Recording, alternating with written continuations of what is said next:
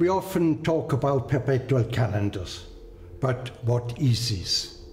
Our calendar system, the Gregorian calendar, is very complicated, with months with 31 days, with 30 days, 28. And when we are wearing a wristwatch with a date indicator, we have to adjust it every end of the month. A watch with a perpetual calendar should do this automatically. My task was to develop a new perpetual calendar, a wristwatch with a perpetual calendar. It was not easy in this time, beginning the 1980s. Not easy, that means it was a real adventure to do it. With all tools I had or I had not, I have to try it. How could I do this in a wristwatch? I wanted to do something extraordinary. I say it should be a new generation of perpetual calendar. Easy for the user, easy to adjust only by turning the crown.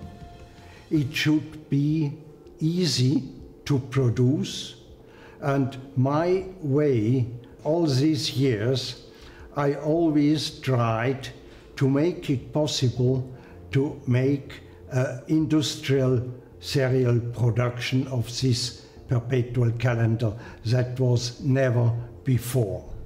So I got my first ideas how to change the date end of February, for instance, and to change the date hand for the last 3 days. And so I had my ideas, a date wheel with 31 teeth, then a small lever to change the date wheel for 1 step every night, and then I needed another small lever to change the date hand from February 28th of 31st. One day in 1984, I finished the first prototype, and this was a very important day for me. I got the microscope, I got a camera on top of the microscope, and so I started the calendar one evening of the 27th of February, and I was observing how it was working, and it changed it to the 28th of February. So I continued to observe the changement from 28th of February to 1st of March. And I made photos and photos. I never was working the whole day, only looking in the microscope how it works, and it works. And it really changed to 1st of March. And for me, then it was one of my happiest days of my life. With this combination, this mechanical movement with a perpetual calendar, IWC was able to give to a wristwatch much more any quartz watch can give.